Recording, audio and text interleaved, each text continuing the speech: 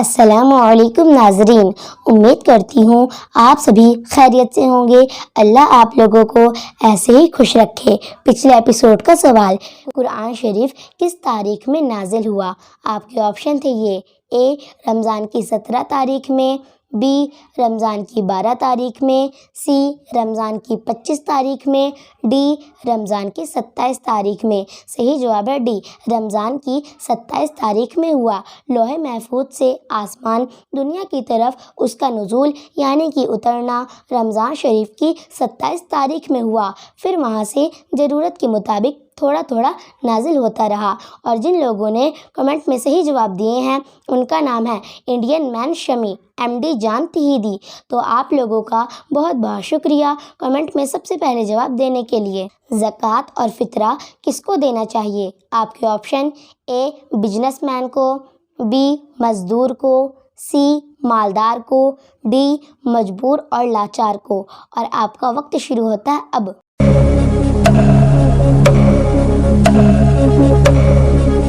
صحیح جواب ہے ڈی، مجبور اور لاچار کو دینا چاہیے۔ نبی کریم صلی اللہ تعالی علیہ وآلہ وسلم نے ارشاد فرمایا، جو شخص رمضان کے مہینے میں پورے روزے رکھتا ہے مگر یہ ایک کام نہیں کرتا تو ایسے شخص کے روزے زمین اور آسمان کے بیچ لٹکتے رہتے ہیں، یعنی کہ اللہ کی بارگاہ میں ایسے شخص کے روزے نہیں پہنچتے ہیں۔ جی ہاں ناظرین، آج کی اس ویڈیو میں آپ لوگوں کو بتاؤں گی زکوٰۃ اور فطرہ کے بارے میں۔ ہر مسلمان کو رمضان کے مہینے میں روزہ رکھنے کے ساتھ ساتھ زکوٰۃ اور فطرہ بھی ضرور دینا چاہیے، مگر سوال اب یہ اٹھتا ہے کہ زکوٰۃ اور فطرہ کیا ہے؟ یہ کس کو دینا چاہیے اور کس کو نہیں دینا چاہیے؟ اس کے حقدار کون لوگ ہیں؟ اس لیے آج کی اس ویڈیو میں ہم آپ کو زکوٰۃ اور فطرہ کے بارے میں بتائیں گے، اور ہم آپ کو یہ بھی بتانے والے ہیں زکوٰۃ اور فطرہ کے اصلی حقدار کون ہیں، یعنی کہ زکوٰۃ پر سب سے پہلا حق کس کا ہوتا ہے، کن لوگوں کو زکوٰۃ دینا چاہیے اور کن لوگوں کو نہیں۔ آج کی اس ویڈیو میں آپ لوگوں کو بتانے والی ہوں، اس لیے اس ویڈیو کو لاسٹ تک ضرور دیکھیں۔ مہربانی کر کے اپنے دوستوں میں بھی شیئر کر دیں تاکہ عید آنے سے پہلے یہ ویڈیو ہر مسلمان تک پہنچ جائے، اور اگر آپ لوگ چینل پر نئے ہیں تو ضرور چینل کو سبسکرائب کریں۔ ناظرین، رمضان کے مہینے میں آپ روزے رکھنے کے ساتھ ساتھ زکوٰۃ اور فطرہ بھی ضرور دیں، کیونکہ اللہ کے پیغمبر نبی کریم صلی اللہ تعالی علیہ وآلہ وسلم نے ارشاد فرمایا، جو شخص رمضان کے مہینے میں زکوٰۃ اور فطرہ ادا نہیں کرتا ہے تو اس کے روزے زمین اور آسمان کے بیچ میں لٹکے رہتے ہیں، یعنی کہ ایسے شخص کے روزے اللہ تعالیٰ کی بارگاہ میں نہیں پہنچتے ہیں۔ یاد رکھیں، رمضان کے مہینے زکوٰۃ اور فطرہ ہر اس شخص پر فرض ہے جس کے پاس 7.5 تولہ سونا یا پھر 52.5 تولہ چاندی ہو یا پھر اتنے کا مال ہو۔ ایسے شخص پر زکوٰۃ اور فطرہ فرض ہو جاتا ہے، کیونکہ اللہ تعالیٰ نے قرآن کریم میں ارشاد فرمایا ہے، ہر مسلمان اپنی سال بھر کی کمائی کا صرف 2.5% زکوٰۃ کے طور پر غریبوں، لاچاروں اور مجبوروں کو دیں۔ یہ آپ پر فرض کیا گیا ہے، مطلب کہ آپ صرف سال بھر کی کمائی کا صرف 2.5% غریبوں، لاچاروں اور مجبوروں کو دیں۔ یہ آپ پر فرض کیا گیا ہے۔ آپ سال بھر 100 روپے کماتے ہیں تو آپ کو زکوٰۃ کے طور پر صرف 2.5 روپے دینا ہوگا، اور فطرہ آپ کے گھر میں جتنے ممبر ہو ان سب کا دینا ہوگا۔ ہم آپ کو یہ بھی بتا دیں کہ ایک آدمی کا فطرہ 2.25 کلو گیہوں یا 52 روپے دینے ہیں۔ ان میں سے جو بھی آپ کو اچھا لگے فطرے کے طور پر ادا کر دیں۔ مگر ناظرین، کافی لوگوں کو یہ کنفیوژن ہوتا ہے، وہ زکوٰۃ یا فطرہ کیسے دیں، یعنی کیسے لوگوں کو زکوٰۃ دینا چاہیے۔ زکوٰۃ اور فطرہ نکالتے وقت یہ ضرور دھیان رکھیں کہ زکوٰۃ انہیں کو ملنا چاہیے جسے اس کی ضرورت ہوتی ہے، یعنی کہ آپ ایسے شخص کو زکوٰۃ اور فطرہ دیں جس کی آمدنی کم ہو اور خرچہ زیادہ ہو۔ قرآن پاک میں ایسے 7 لوگوں کا ذکر آیا ہے جو زکوٰۃ کے اصل حقدار ہوتے ہیں، یعنی کہ زکوٰۃ ان 7 لوگوں کو ہی دینا چاہیے، ان لوگوں کو ہی زکوٰۃ دینا بہتر ہے۔ نمبر 1، فقیر۔ ناظرین، زکوٰۃ پر سب سے پہلا حق فقیر کا ہوتا ہے۔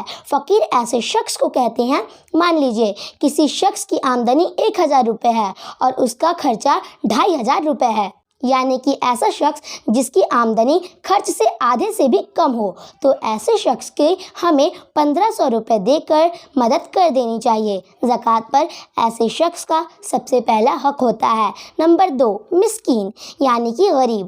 ناظرین، زکوٰۃ پر دوسرا حق ہوتا ہے مسکین کا۔ مسکین ایسے شخص کو کہتے ہیں جو فقیر سے تھوڑا امیر ہوتا ہے، یعنی کہ مسکین ایسا شخص ہوتا ہے، مان لیجئے اگر کسی شخص کی آمدنی 1000 روپے ہے اور اس کا خرچ 1500 روپے ہے، یعنی کہ ایسا شخص جس کی آمدنی کا خرچ سے آدھے سے زیادہ ہو، ایسے شخص کی ہمیں 500 روپے زکوٰۃ دے کر مدد کر دینی چاہیے۔ نمبر 3، تاریک قلب۔ ناظرین، زکوٰۃ پر تیسرا حق ہوتا ہے تاریک قلب کا۔ اب کچھ لوگ پوچھیں گے یہ تاریک قلب کیا ہوتا ہے؟ تو میں ان کو بتا دوں، تاریک قلب ایسے شخص کو کہتے ہیں جو زکوٰۃ کی وصولی کرتے ہیں اور اس کو دین کی خدمت میں خرچ کر دیتے ہیں، جیسے کہ مدرسے اور مسجد کے کام کاج میں زکوٰۃ کے پیسوں کو خرچ کرتے ہیں۔ ایسے لوگوں کو تاریک قلب کہتے ہیں اور ایسے لوگوں کو بھی زکوٰۃ دینا بہتر ہے، اس لیے آپ ایسے لوگوں کو بھی زکوٰۃ دے سکتے ہیں۔ نمبر 4، غلام آزاد کرانے میں۔ ناظرین، زکوٰۃ پر چوتھا حق ہوتا ہے غلام کا۔ ناظرین، آپ اپنے زکوٰۃ کو ایسے غلاموں پر بھی خرچ کر سکتے ہیں جو کہیں پھنسے ہوتے ہیں، آپ انہیں چھڑانے میں بھی مدد کر سکتے ہیں، یعنی کہ آپ ایسے غلام کو خریدیں اور پھر ان کو آزاد کرا دیں۔ مگر اب آپ کو معلوم ہے کہ اس دور پر غلام نہیں بچے ہیں، ایسے میں آپ اپنے زکوٰۃ کے پیسے سے قیدیوں کو رہا کر سکتے ہیں جو جھوٹے کیس میں پھنسے ہوئے ہیں یا پھر کافی عرصہ ہو گیا ہے اور وہ جیل سے باہر آنے کے لیے تڑپ رہے ہیں، مگر وہ اپنی مالی مجبوری کی وجہ سے جیل سے باہر نہیں آ پا رہے ہیں۔ ایسے لوگوں کی زکوٰۃ سے مدد کرنا بھی بہتر ہے۔ نمبر 5، قرض دار کا قرض ادا کرنے میں۔ ناظرین، زکوٰۃ پر پانچواں حق قرض دار کا ہوتا ہے قرض ادا کرنے میں، جو قرض کے بوجھ تلے دبے ہوئے ہوتا ہے اور اس کو اپنا قرض چکانے کی کہیں سے امید بھی نہیں دکھ رہی ہوتی ہے، یعنی کہ کوئی مسلمان قرض دار ہے تو آپ اس کا قرضہ چکانے میں بھی اپنے پیسے کا استعمال کر سکتے ہیں۔ ایسے شخص کو آپ اس کے ہاتھ میں پیسے دے کر یا پھر ڈائریکٹ اس کا قرضہ چکا کر ادا کر سکتے ہیں۔ نمبر 6، اللہ کی راہ میں، یعنی کہ آپ زکوٰۃ کے پیسے کو اللہ کی راہ میں بھی استعمال کر سکتے ہیں۔ آپ زکوٰۃ کو ایسے لوگوں پر بھی خرچ کر سکتے ہیں جو پیسوں کی تنگی کی وجہ سے دین سے دور ہوتے جا رہے ہیں، یعنی کہ جو بچے پیسوں کی تنگی کی وجہ سے پڑھ نہیں پا رہے ہیں، ایسے بچوں پر آپ اپنی زکوٰۃ نکال سکتے ہیں، یہ بھی زکوٰۃ کا سب سے بہتر طریقہ ہے۔ نمبر 7، مسافر کی مدد کرنے میں۔ ناظرین، زکوٰۃ کا 7واں حق مسافر کا ہوتا ہے۔ اب آپ سوچ رہے ہوں گے مسافر پر کیسے؟ تو مان لیجئے آپ کے پاس بہت سارا پیسہ ہے اور آپ کہیں سفر پر جا رہے ہیں، لیکن جب آپ اپنے شہر سے باہر نکل جاتے ہیں اور وہاں پر آپ کے پیسے کو کوئی نکال لیتا ہے، یعنی کہ چوری کر لیتا ہے، تو اب آپ کے پاس کچھ بھی نہیں بچا، اب آپ وہاں سے واپس کیسے آئیں گے؟ ایسے موقع پر ایک مسلمان کو اس کی مدد کرنا چاہیے، وہ ایسے شخص کی مدد کرے۔ زکوٰۃ نکالنے کا یہ بھی ایک بہترین طریقہ ہے۔ ناظرین، شریعت میں یہ 7 جگہ طے کی گئی ہے، ان 7 لوگوں کی زکوٰۃ پر سب سے پہلا حق ہوتا ہے۔ آپ ان 7 لوگوں میں سے کسی ایک کو اپنا زکوٰۃ دے سکتے ہیں، کیونکہ زکوٰۃ کا پیسہ ان لوگوں کو ہی دیں تو زیادہ بہتر ہے۔ اب ہم آپ کو بتاتے ہیں کچھ ایسے لوگوں کے بارے میں جن کو آپ کسی بھی حالت میں اپنا زکوٰۃ نہیں دے سکتے، چاہے ان لوگ یہ کتنے غریب ہی کیوں نہ ہو، ان لوگوں کو زکوٰۃ دینا منع ہے۔ یاد رکھیں، آپ اپنے اصلی ماں باپ کو، دادی دادا کو، نانی نانا کو زکوٰۃ نہیں دے سکتے۔ اس کے علاوہ آپ اپنی اولاد کو، بیٹا کو یا تو بیٹی کو، اسی طرح سے آپ اپنے نواسا کو، نواسی کو، پوتا یا پوتی کو زکوٰۃ نہیں دے سکتے۔ اس کے علاوہ میاں بیوی بھی اپنے آپ کو زکوٰۃ نہیں دے سکتے، اور آپ بچوں کو بھی زکوٰۃ کا پیسہ نہیں دے سکتے جن کے ماں باپ مالدار ہوں، کیونکہ ایسے بچے اپنے ماں باپ کی وجہ سے مالدار مانے جاتے ہیں۔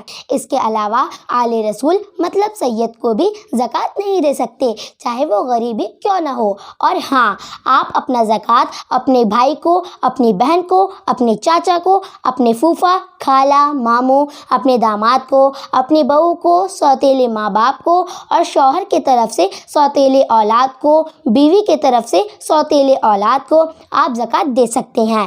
ان کی آپ زکوٰۃ کے پیسے سے مدد کر سکتے ہیں اگر یہ زکوٰۃ کے حقدار ہوں۔ ناظرین، اب میں آپ لوگوں کو ایسا سوال دے رہی ہوں جس کا جواب آپ لوگوں کو دینا ہے کمنٹ باکس میں۔ کیا سورج زمین سے بڑا ہے؟ آپ کے آپشن اے زمین سے بڑا ہے، بی زمین سے بڑا نہیں ہے۔ اور ناظرین، اس کا صحیح جواب میں آپ لوگوں کو نہیں بتاؤں گی، بلکہ اس کا صحیح جواب آپ لوگ مجھے کمنٹ کر کے بتائیں۔ امید کرتی ہوں یہ سارا مسئلہ آپ لوگوں کو سمجھ میں آ گیا ہوگا۔